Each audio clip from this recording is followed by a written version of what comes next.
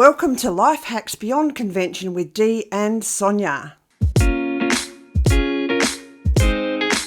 I don't call myself a vegan because I don't get behind animal rights like a lot of vegans are. Like people think if you eat a vegan lifestyle, then you're a vegan, and a vegan is someone that doesn't use leather and doesn't have honey and, an animal activist. Yeah. And I guess from my point of view, I see it a little bit differently. Yeah. It's difficult living in a farm-based. being in a farming area and having lived rural a lot of my life. I find sometimes those conversations when I've been on the edge of them are like, free all the animals, don't have them caged, what are you going to do with the males? Because most animals produce 50-50 female male. They're all going to try and kill each other. They don't seem to understand animal behaviour and the impact it would have on them. If everything was just let loose, what are you going to eat? Because the animals are going to come and break into your food garden. And sometimes they say, that we just share.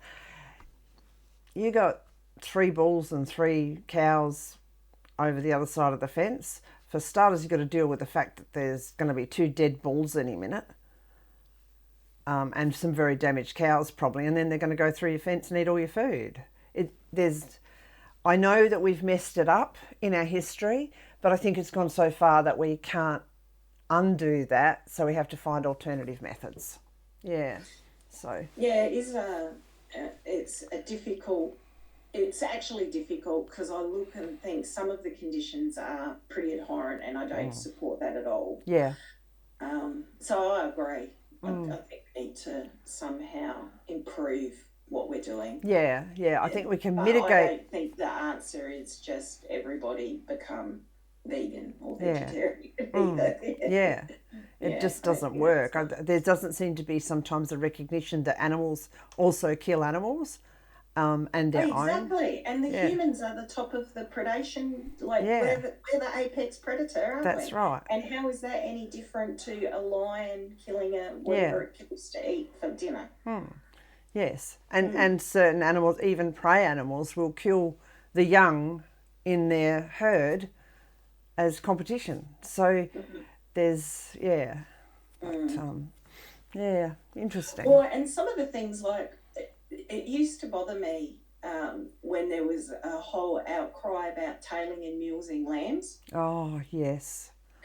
And I think the people who are doing the outcry for that and saying how that was cruel for the animals have got no idea what cruelty is when it comes to a fly-blown sheep. Oh, God. Because some of the sheep, if they weren't tailed and mules,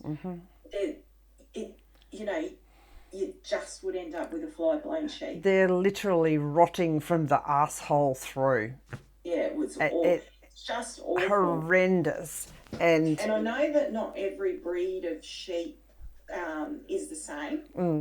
But anything that had the merino in it. Well, we've got self-shedding, but a merino got through from the neighbour's farm, and so we've now got a lamb that's half merino, half Dorper, I think, and we've just put the rings on to tail it yesterday. I think Tony did, because it's going. If we don't do that, it's going to die a horrendous death, or we're going to have to shoot it once it gets fly blown.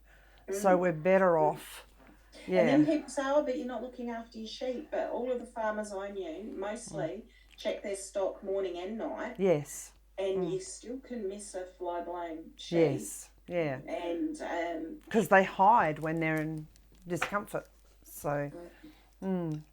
Yeah, and Anyway, I think that there's a lot of nuances that people don't consider. Yeah. That to be discussed and talked through.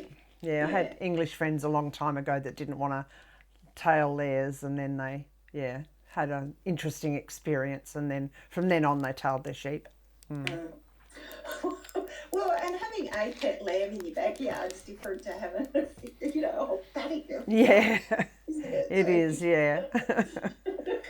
So, because maybe a pet lamb doesn't need to be tailed. no, they Maybe probably you're going to do. go out there and clean it every day or No, something. they don't do that, no. And I think the thing is, these people had English background, so it doesn't happen in England. Of course, it doesn't need to be done over there. So, and yeah, so yeah. Well, it is a controversial topic of conversation. Yes, it is a bit, yeah. And just so everyone knows, I eat kangaroo and emu too. So I eat the Aussie flag or the Aussie. And I don't Yeah, eat yeah. So, but once again, when we have done that, we've either, accessed it from somewhere that's respectful. There's some programs on Foxtel and other places about Alaskan people that's sort of gone back to more natural living and stuff like that. And what I love is the way they honour the animal once they harvest it. So I don't know whether you'd call it a prayer or a blessing, but they really honour the animal. And so, we go through, we decided to copy that process when we're, producing our own meat.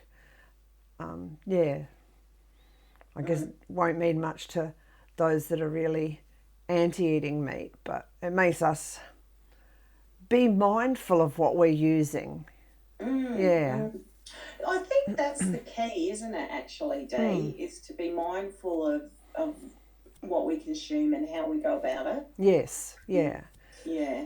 And for me, the issue is more with the industries that sit behind this rather than individual people. Yeah. It's the bulk processing of anything that brings along a whole heap of issues. The same as wheat and barley. We wouldn't have glyphosate if we weren't bulk producing again for those that don't have the space in cities. So, and I just don't know what the answer is there. I think the answer is probably they all need to live in the country. And maybe that'll happen with technology. Like, who needs to be in a city if you've got the technology to work from home?